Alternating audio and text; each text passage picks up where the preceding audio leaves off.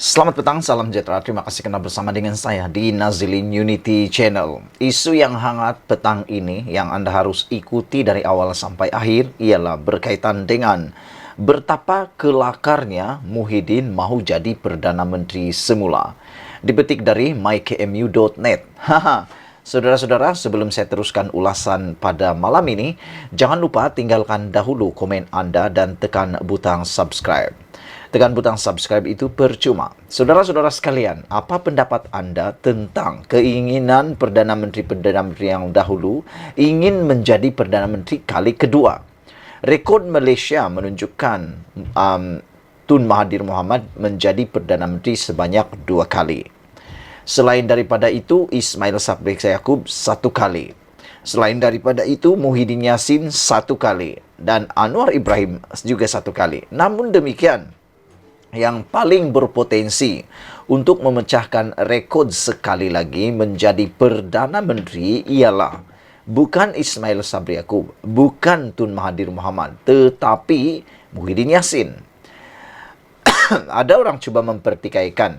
Mereka kata Muhyiddin Yassin tak akan jadi Perdana Menteri, tak akan mahu jadi Perdana Menteri. Tetapi ramai juga mengatakan bahawa keinginan Muhyiddin Yassin untuk menjadi Perdana Menteri tidak akan pernah lenyap, tidak akan pernah berkurang, bahkan makin meluap-luap. Oleh sebab itulah, seorang penganalisis mengatakan bahawa kelakar Muhyiddin mahu jadi Perdana Menteri. Ini alasan mengapa Muhyiddin Yassin kalau jadi Perdana Menteri lagi satu perkara yang kelakar.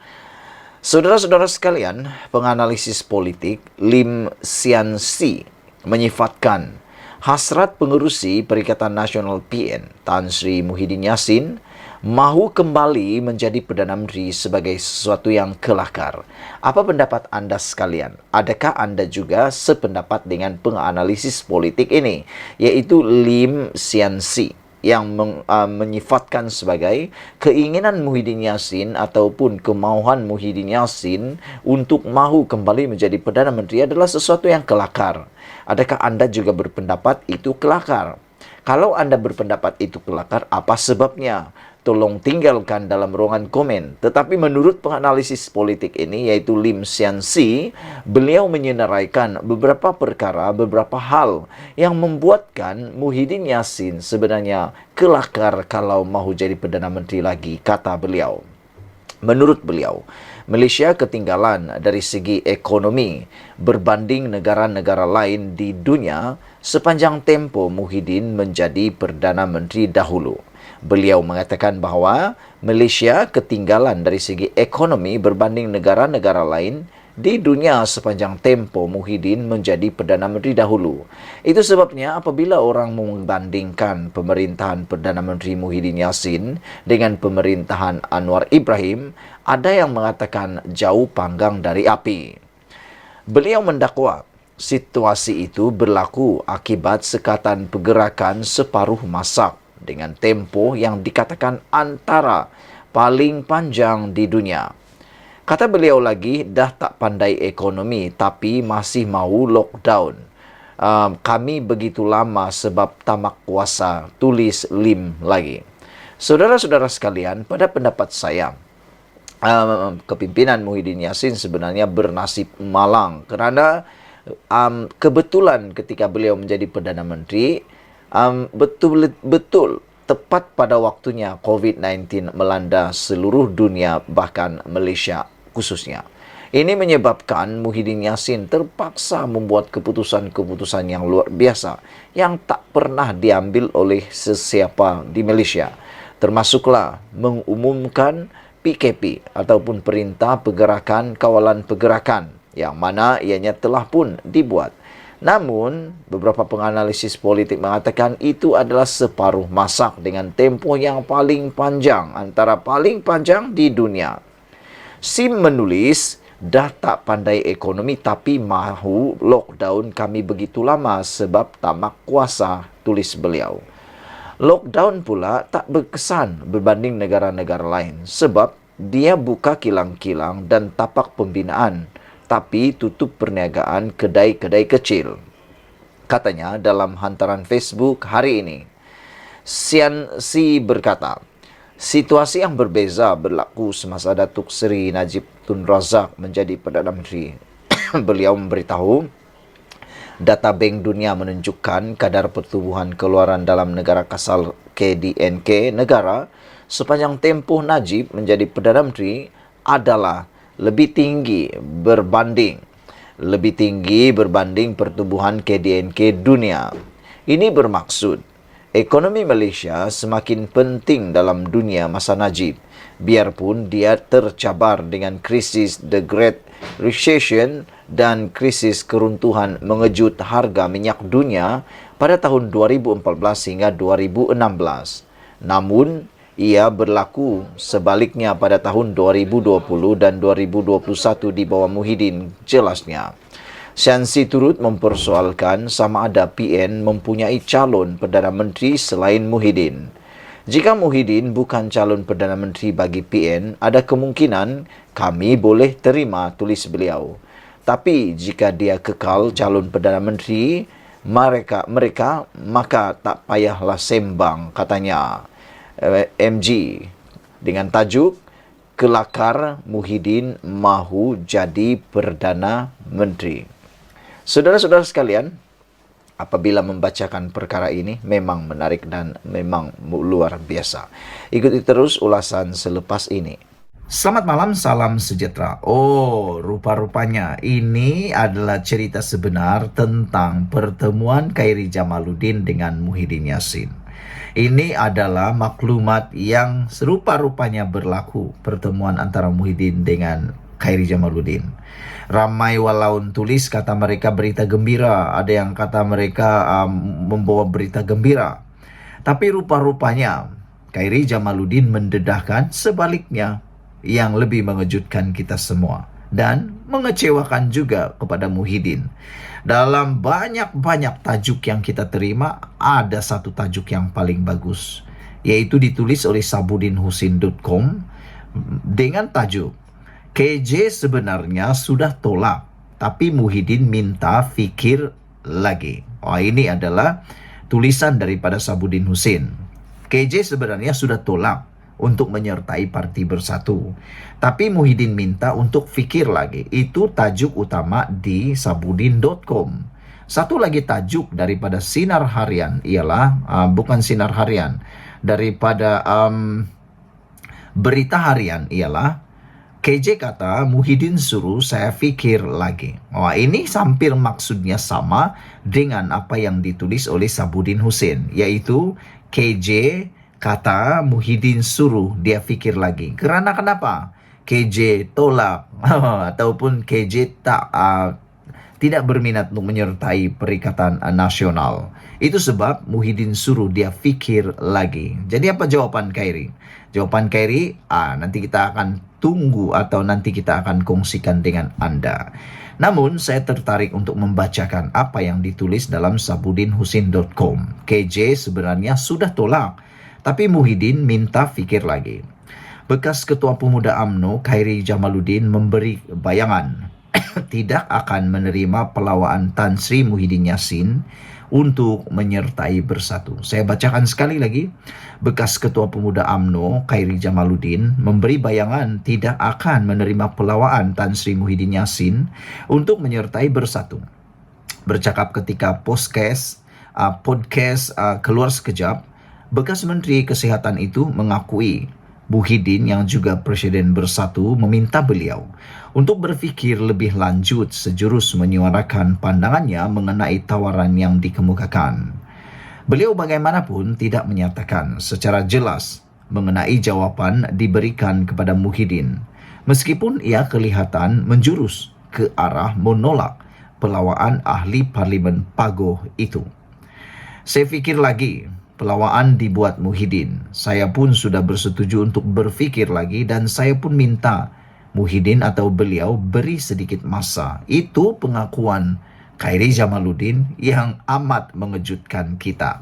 Disangkakan Khairi sudah menyertai Bersatu. Disangkakan Muhyiddin berjaya memikat Khairi Jamaluddin dengan tawaran beberapa jawatan atau tawaran jawatan. Nampaknya itu tidak dapat mengumpan. Khairi Jamaluddin untuk menyertai Parti Bersatu. Bagaimanapun, kata Khairi, bagi saya ada jawaban muktamad mengenai pelawaan itu sudah ada. Tetapi beliau, Muhyiddin, minta supaya saya berfikir lagi. Jelaslah di sini. Apabila Muhyiddin kata supaya minta dia berfikir, KJ berfikir lagi, ini memberikan gambaran bahwa KJ sebenarnya sudah membuat penolakan. Dewan Undangan Negeri DUN pun belum dibubarkan. Jadi ada sedikit masa lagi untuk apa-apa berlaku, kata Khairi Jamaluddin. Bagi saya, ada kata putus. Tetapi apabila pemimpin yang saya sanjungi minta saya fikirkan lagi, kita fikir lagi lah, katanya kepada yang juga bekas Menteri Belia dan Sukan. Semalam, sumber Perikatan Nasional PN memaklumkan Khairi Jamaluddin tidak akan menyertai mana-mana parti politik termasuk Bersatu, maupun menubuhkan parti baru dalam waktu terdekat. Ia susulan pertemuan Khairi dengan Muhyiddin yang dikatakan berlangsung di kediaman Perdana Menteri ke-8 itu di Bukit Damansara di sini kemarin. Muhyiddin pada Mei lalu mengakui ada menawarkan jawatan dalam Majlis Pimpinan Tertinggi Bersatu kepada Khairi jika beliau mahu menyertai parti itu. Pengerusi Perikatan Nasional PN itu mendedahkan tawaran berkenan dikemukakan kepada Khairi selepas bekas ahli Parlimen Rembau berkenan dipecat daripada UMNO pada Januari lalu. Beliau dipetik berkata, tawaran itu dibuat selepas mengambil kira kemampuan Khairi memberi sumbangan bagi memperkukuh kedudukan Bersatu, selain ketokohannya sebagai pemimpin politik muda. Nampaknya ada kepentingan untuk Khairi menyertai Bersatu. Yang menjadi persoalan kita ialah Khairi Jamaluddin sebenarnya mempunyai potensi bersama dengan Bersatu ataupun hanya Bersatu yang mahu mempergunakan Khairi Jamaluddin kerana ketokohannya dan juga seorang pemimpin politik muda.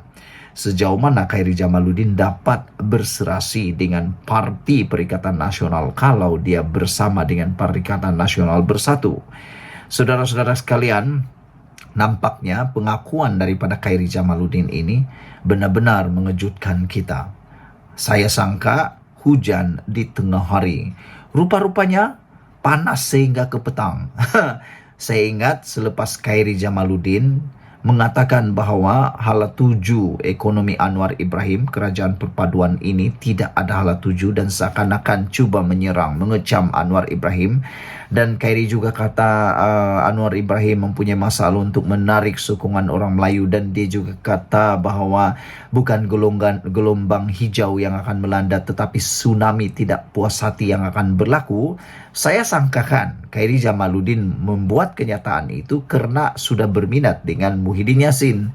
Rupa-rupanya pengakuan ini menolak sama sekali sangkaan saya bahawa Khairi akan menyertai Perikatan Nasional dan Bersatu. Nampaknya signal isyarat yang diberikan oleh bekas Ketua Pemuda UMNO ini, iaitu Khairi Jamaluddin, sebenarnya tidak lebih, tidak kurang memberi bayangan tidak akan menerima pelawaan Tan Sri Muhyiddin Yassin untuk menyertai Bersatu. Tetapi apa yang berlaku? Apa yang berlaku ialah beliau mengakui, bekas Menteri Kesihatan itu mengakui, Muhyiddin yang juga Presiden Bersatu meminta supaya Khairi berfikir lebih lanjut sejurus menyuarakan pandangannya mengenai tawaran yang dikemukakan itu.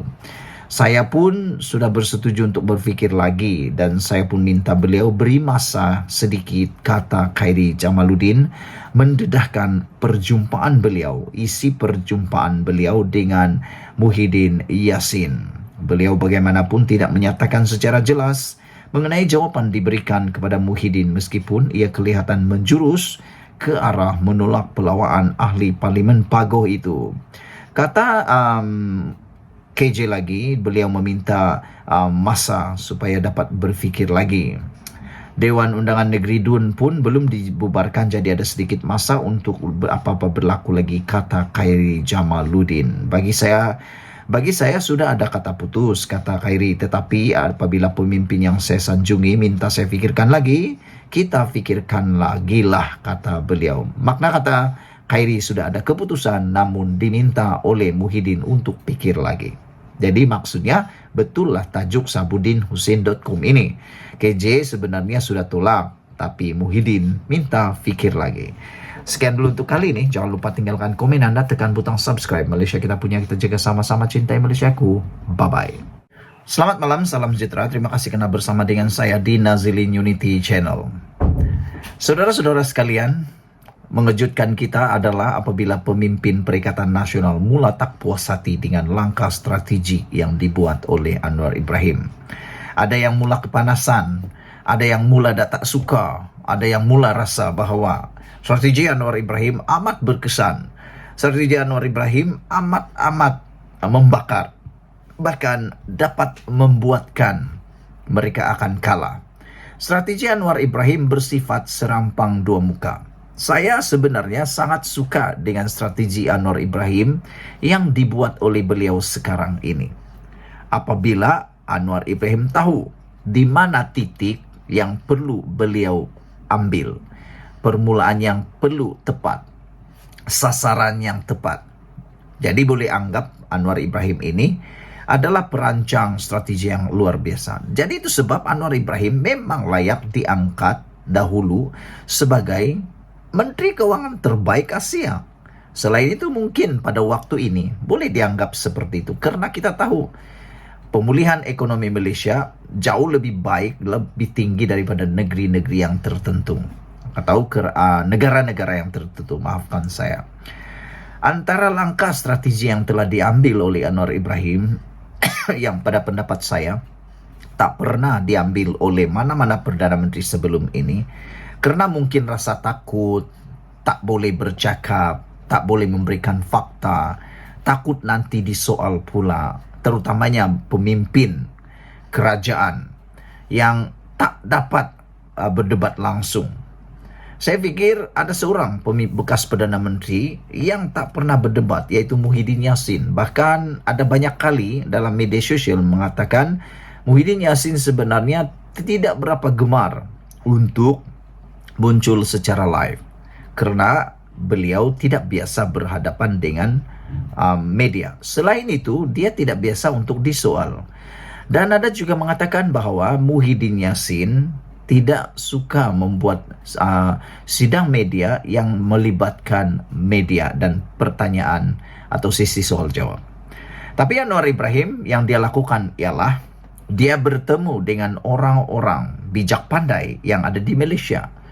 Mana tempatnya bijak pandai ini? Di university. Anda tahu, yang masuk university itu ialah golongan bijak pandai. Golongan-golongan yang memang pemikir.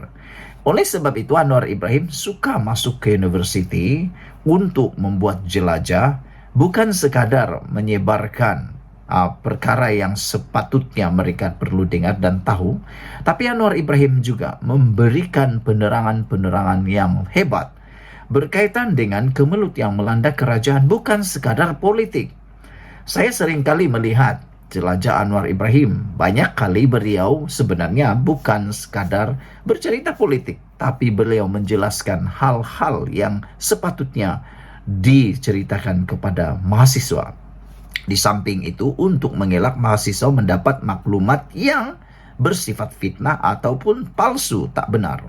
Contohnya, dalam perkara melibatkan kedaulatan Malaysia, sempadan Malaysia yang telah dijadikan naratif politik baru-baru ini, rupa-rupanya apabila Anwar Ibrahim menjelaskannya secara bersemuka dengan semua orang, terutamanya mahasiswa, rupa-rupanya ada cerita yang lebih tepat.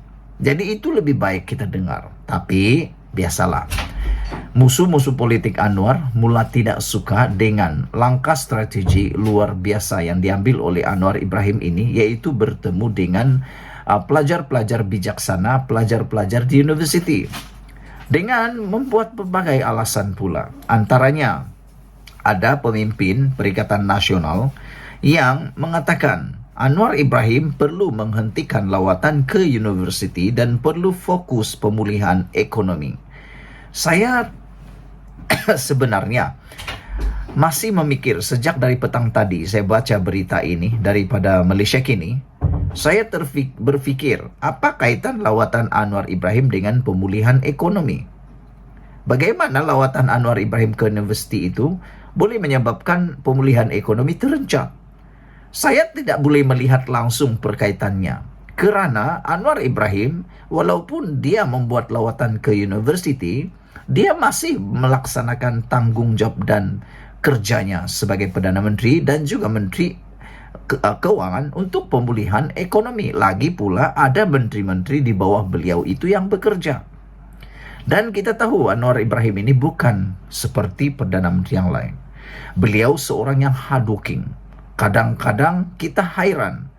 2 jam yang lepas dia ada di Kedah. 2 jam lagi dia ada di Johor. 2 jam lagi dia ada di Kuala Lumpur. 2 jam lagi dia ada di Turki.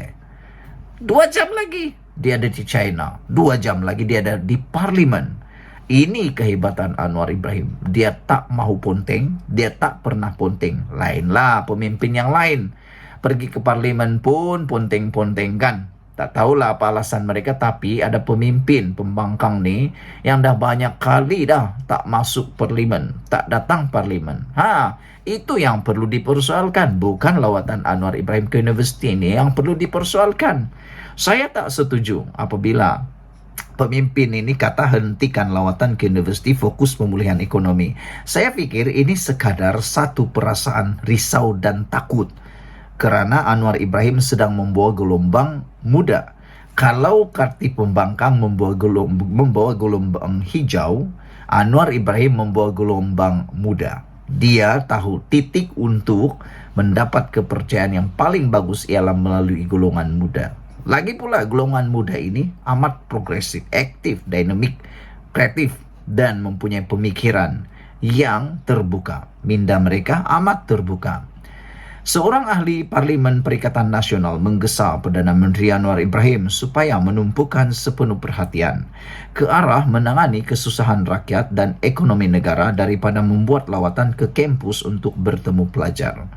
Ahli Parlimen PAS mewakili Besut iaitu Cik Muhammad Zulkifli Juso berkata sesi perjumpaan Anwar dengan pelajar universiti boleh dilihat sebagai program kempen politik secara terbuka di universiti yang bertujuan untuk mempengaruhi undi anak muda menjelang pilihan raya negeri tidak lama lagi.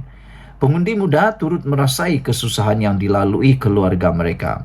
Mereka boleh menilai sendiri kredibiliti dan prestasi kerajaan hari ini yang menyelesaikan masalah ekonomi negara tanpa perlu kepada pertemuan demi pertemuan yang diatur bersama Perdana Menteri, kata beliau.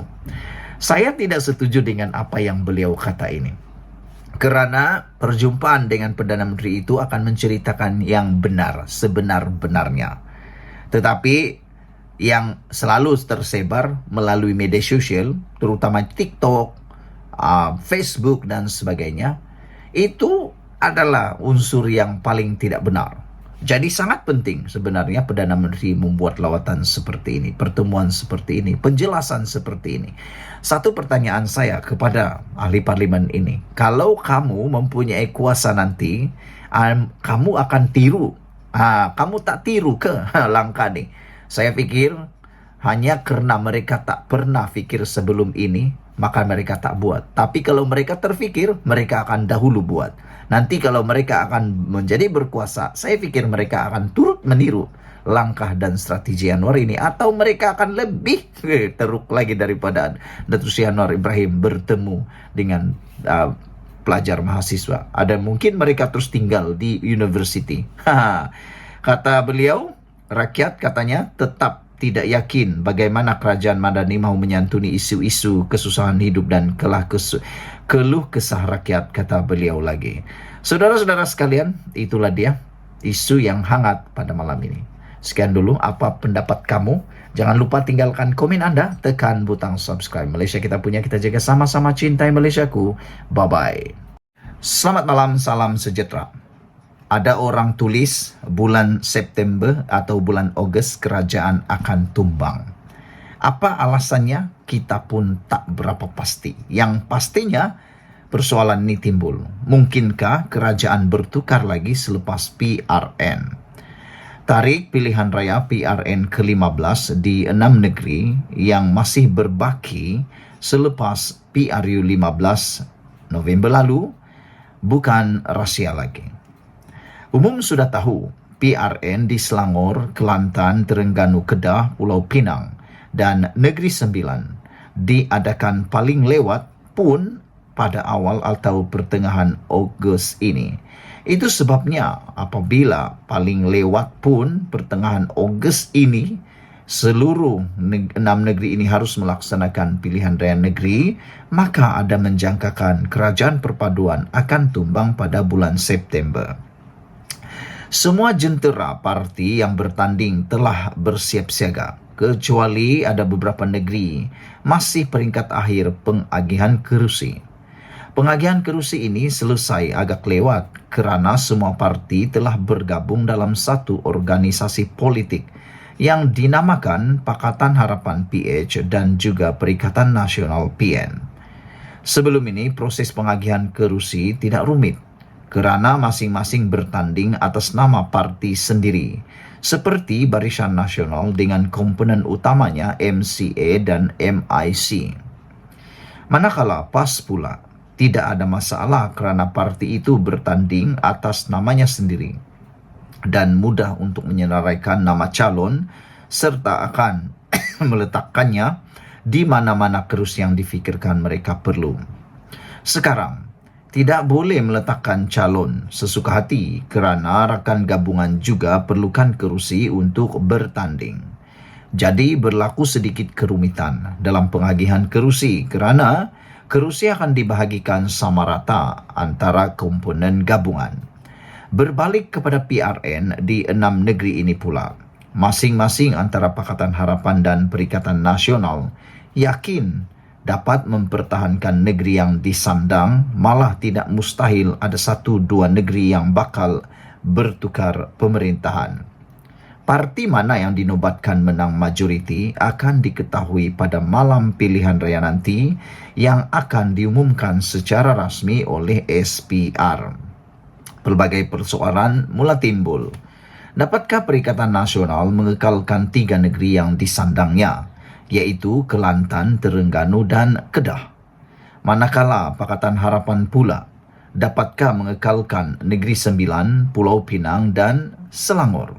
Jadi maknanya 3 lawan 3, siapa yang akan lebih hebat? Senario PRU 15 pada 19 November lalu menjadi kayu ukur kepada pengundi. Sama ada hendak mengekalkan negeri yang diperintah oleh PN dan PH atau mereka merasakan patut ditukar kepada kepimpinan baharu. Semuanya terpulang kepada pengundi kerana mereka yang akan menentukan nasib negeri mereka diperintah oleh siapa. Antara negeri yang selesai menjalani proses pilihan raya negeri ialah Melaka pada 20 November 2021, Johor pada 12 Mac 2022 dan Perlis, Perak dan Pahang pada 19 November 2022. Daripada 5 negeri yang telah selesai ini, 4 dimenangi Barisan Nasional PH, iaitu Melaka, Johor, Perak dan Pahang. Manakala Perlis dimenangi Parti Perikatan Nasional PN. Di sini menyaksikan BNPH sudah mendahului 4-1. Tidak termasuk Kelantan, Terengganu dan Kedah yang dimenangi PN pada PRU 14 tahun 2018. Yang pasti sebelum akhir bulan ini, 6 negeri yang terbubar secara otomatik walaupun sudah ada yang mengumumkan pembubaran DUN pada 22, 23 dan 27 Jun ini. Di peringkat Kerajaan Persekutuan, PH sudah menang selesai dan dengan lebih 2/3 majoriti apabila gabungan 19 parti berjaya membentuk kerajaan perpaduan pada 24 November tahun lalu. Tinggal lagi sejauh mana Perikatan Nasional yang dibarisi Parti PAS, Bersatu dan Gerakan dapat menafikan kemenangan PH itu di peringkat negeri. Di Semenanjung ada sebanyak 11 negeri yang terlibat dalam pilihan raya. Setakat ini, 5 negeri sudah selesai. Tinggal lagi 6 negeri yang bakal menentukan nasib Pakatan Harapan dan Perikatan Nasional. Jika Perikatan Nasional berjaya kekalkan 3 negeri yang dimenanginya pada PRU 14 yang lalu, dalam PRN 15 Ogos ini, parti itu kekal sebagai pembangkang sehingga tempo akhir PRU 15 pada 2027. Tetapi jika Perikatan Nasional berjaya merampas 2 atau 3 lagi negeri pada Ogos ini, tidak mustahil ianya akan menggugat pentadbiran Pakatan Harapan di peringkat pusat. Ia umpama seorang bapa mempunyai 11 anak, dengan 6 daripadanya anak tiri berlainan ibu lain. Sudah tentu kacau bilau keharmonian rumah tangganya. Sedangkan sesebuah kerajaan atau sesebuah keluarga memerlukan keharmonian, kesejahteraan hidup agar mudah ketua keluarga membina kehidupan yang baik, aman dan sentosa. Situasi ini yang mendebarkan setengah pemerhati politik. Ada yang meramalkan jika ia berlaku saling tidak tumpah suasana politik sama seperti sepanjang tempo PRU 14 yang menyaksikan 3 kali pertukaran kerajaan dan pentadbiran atau pentadbiran. Mereka mengharapkan perkara itu tidak berulang lagi pada PRU 15, tetapi nampaknya ia semakin rumit kerana bila-bila masa akan berlaku lagi kerajaan tebuk atap. Walaupun Perlembagaan Negara sudah memasukkan Akta Anti Lompat Parti yang melarang individu dalam kerajaan atau kalangan ahli parlimen atau adun lompat parti, tetapi setiap pemimpin politik mempunyai kelicikan tersendiri. Mereka tahu tidak boleh lompat. Mereka guna kaedah lain, kaedah yang membolehkan kerajaan bertukar tangan. Pada orang politik, mereka tidak fikir perbuatan itu akan menyusahkan rakyat, boleh menyebabkan ekonomi negara dan pentadbiran terganggu.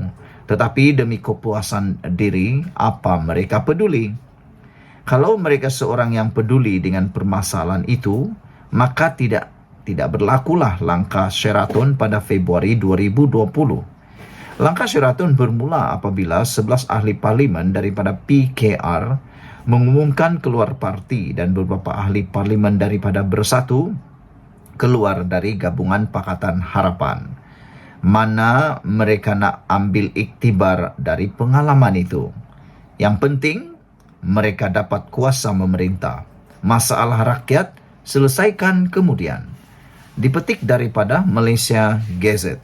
Sekian dulu untuk kali ini. Jangan lupa tinggalkan komen Anda. Adakah Anda juga bersetuju dengan ulasan dan juga komen netizen bahawa kerajaan akan tumbang pada September ini? Saya tetap dengan pendirian saya bahawa kerajaan pimpinan Anwar Ibrahim tidak akan tumbang pada bulan September ini. Bahkan akan menjadi lebih kukuh dan akan menjadi lebih kuat. Sekian dulu untuk kali ini. Jangan lupa tinggalkan komen Anda. Kita jaga. Bye-bye. Selamat malam, salam sejahtera. Terima kasih kerana bersama dengan saya di Nazilin Unity Channel. Satu isu yang hangat diperdebatkan pada malam ini di media sosial ialah apabila ada yang menulis kerajaan akan tumbang pada bulan Ogos ini. Ada mengatakan bahawa kerajaan perpaduan Anwar Ibrahim akan tumbang pada bulan Ogos ini. Wow. Apabila isu ini timbul dan isu ini menjadi perdebatan dalam media sosial, ramai yang mula menjangkakan dan menulis pelbagai ramalan. Tapi kalau anda bertanya kepada saya, adakah saya akan juga meramalkan bahawa kerajaan perpaduan akan tumbang pada bulan Ogos ini? Saya berani mau mengatakan bahawa kerajaan perpaduan pimpinan Anwar Ibrahim adalah kerajaan yang masih utuh. Ada beberapa alasan yang mungkin akan menyebabkan kerajaan Anwar Ibrahim tidak akan tumbang menjelang Ogos ini. Pertama, pilihan raya yang akan diadakan tidak lama lagi ini hanya melibatkan kerajaan negeri. Ianya tidak ada kaitan langsung dengan kerajaan persekutuan. Walaupun ada penganalisis politik yang mengatakan bahawa mungkin akan ada perbincangan ataupun rundingan antara parti-parti dalam negeri untuk membentuk kerajaan negeri yang mungkin akan mempengaruhi keputusan di persekutuan, kata mereka. Namun demikian, harus Anda ingat, yang terlibat dalam pilihan raya ini adalah hanya tanah Melayu ataupun Malaya. Tidak terlibat ialah Sabah dan Sarawak. Dan Anda harus ingat, Anwar memiliki sokongan paling besar ialah daripada Sabah dan juga Sarawak. Selagi dua buah negeri ini tidak menarik sokongan terhadap Anwar Ibrahim akan kekal menjadi Perdana Menteri sehingga penggal ini selesai. Oleh sebab itulah, apabila ada penganalisis politik mengatakan bahwa ada mungkin kerajaan Anwar Ibrahim akan tumbang pada bulan Ogos selepas PRN kerana menurut mereka akan ada kekalahan di negeri seperti Kelantan, Kedah, Negeri Sembilan dan juga di Terengganu. Mereka kata mungkin akan ada buat U-turn dan mereka tidak berselindung. Mungkinkah UMNO atau Barisan Nasional akan membuat U-turn, kata mereka. Walau macam manapun UMNO atau BN buat U-turn kerana mereka memberikan alasan tentang Najib yang tidak dibebaskan dengan segera dan sebagainya, saya melihat tidak ada sebab untuk kerajaan perpaduan pimpinan Anwar Ibrahim ini akan tumbang kerana Anwar Ibrahim telah berjaya menambat hati kerajaan Sabah dan juga Sarawak. Kerana kita tahu pimpinan Anwar Ibrahim lah yang paling serius di dalam membincangkan dan menunaikan MA63. Baru 7 bulan Anwar Ibrahim bersama dengan kerajaan pimpinannya ini telah beberapa perbincangan, rundingan tentang MA63 telah pun ditunaikan oleh Anwar Ibrahim, yang mana berpuluh tahun sebelum ini kerajaan pimpinan sebelum ini tak pernah ambil keputusan. Anwar Ibrahim hanya 7 bulan telah menyelesaikannya. Jadi saya fikir ini telah menambat hati orang yang ada di Sarawak dan juga di Sabah. Namun persoalan besar lagi ialah, adakah kerajaan akan tumbang? Mungkinkah kerajaan akan bertukar lagi selepas PRN? Saudara-saudara sekalian, pilihan raya negeri PRN ke-15, 6 negeri yang masih berbaki selepas PRU 15 November tahun lalu bukan rahsia lagi. Umum sudah tahu. Jadi saudara-saudara sekalian, saya fikir selain daripada alasan sebentar tadi ialah Anwar Ibrahim tidak akan juga tumbang. Kerajaan pimpinan Anwar Ibrahim tidak akan tumbang pada dalam kerajaan ini kerana Anwar Ibrahim memiliki sokongan di Dewan Rakyat sebanyak 2/3. Apabila sokongan 2/3 ini dicapai, hampir mustahil untuk ditumbangkan melalui langkah Sheraton atau juga dikenali sebagai langkah Saiton 2.0. Tidak mungkin Anwar Ibrahim akan dapat ditumbangkan kecuali tidak ada akta anti lompat parti seperti sebelum ini. Tapi oleh kerana kerajaan yang ada sekarang ini telah pun melaksanakan, mewartakan akta undang-undang anti lompat parti, maka dengan itu hampir mustahil untuk melakukan lagi langkah Sheraton 2.0 kerana natijahnya amat besar. Dan saya fikir kalau tidak ada rang undang-undang anti lompat parti itu dikuatkuasakan, hari ini sudah kita akan melihat berpuluh-puluh katak sudah mula melompat. Berpuluh-puluh katak politik yang berhormat, yang tidak mempunyai maruah telah pun berlompat parti. Tapi oleh kerana adanya rang undang-undang lompat parti, dan kita salut kepada ahli politik kita kerana telah meluluskan penyelesaian kepada kemelut politik Malaysia ini, terutamanya rang undang-undang lompat parti ini, maka tidak ada lagi yang berani cuba-cuba untuk mengadu nasib untuk lompat parti. Karena mereka tahu kalau mereka lompat parti, mereka terpaksa letak jawatan, digugurkan jawatan sebagai ahli parlimen dan akan diadakan pilihan raya semula. Dan pastinya itu akan memberikan masalah besar kepada mereka, meskipun mereka mungkin memikirkan ada peluang menang kalau mengikut sesuatu parti. Saya cakap rang undang-undang parti, lompat parti ini bukan hanya merujuk kepada kerajaan pimpinan Anwar Ibrahim, tetapi juga kepada pembangkang. Manalah kita tahu kan, ada daripada pembangkang yang pindah kepada Anwar Ibrahim ataupun kerajaan perpaduan. Siapa yang tahu kan? Politik ini macam-macam. Politik ini amat dinamik kata mereka. Politik ini politik yang luar biasa. Yang kemarin lain, hari ini lain. Esok lain, besok lagi lain. Kemarin gaduh-gaduh, sekarang minum kopi bersama-sama. Itulah politik yang ada di Malaysia, amat dinamik dan progresif. Jadi itu sebab saya kata, rang undang-undang anti lompat parti telah pun menyelamatkan Datuk Seri Anwar Ibrahim. Tapi jangan silap, ia juga bukan sekadar menyelamatkan kerajaan pimpinan Anwar Ibrahim, tetapi juga telah menyelamatkan blok pembangkang. Karena Anda mungkin tak dapat tahu, kita mungkin tak dapat jangka bahwa sebenarnya ada dalam kalangan parti pembangkang yang mungkin secara diam-diam sudah mula fikir-fikir untuk mencari jalan bagaimana untuk menyertai kerajaan perpaduan. Mungkin kita tak tahu. Sama juga dengan kerajaan. Mungkin ada yang nak pindah pembangkang, tapi pun kita tak tahu. Tapi persoalannya mana lebih ramai, daripada pembangkang pindah kerajaan atau kerajaan pindah pembangkang, kita pun tak tahu. Tapi yang pentingnya saudara-saudara sekalian, saya yakin seperti penganalisis politik yang lain, mereka juga meyakini bahwa kerajaan pimpinan Anwar Ibrahim tidak akan tumbang selepas PRN ini. Walaupun ada yang mengatakan bulan Ogos akan tumbang, Hadi Awang meramalkan akan tumbang pada bila-bila waktu, dan seorang lagi pemimpin PAS juga mengatakan bahwa kerajaan Anwar Ibrahim mungkin akan digantikan selepas PRN. Saya tidak percaya dengan itu. Dan mungkinkah kerajaan ataupun pembangkang lah yang akan dibelasah pada kali ini? Kita tak tahu. Malaysia kita punya, kita jaga sama-sama. Tinggalkan komen Anda, tekan butang subscribe untuk mendapatkan isu-isu terkini dari channel ini. Malaysia kita punya, kita jaga sama-sama. Cintai Malaysiaku. Bye-bye.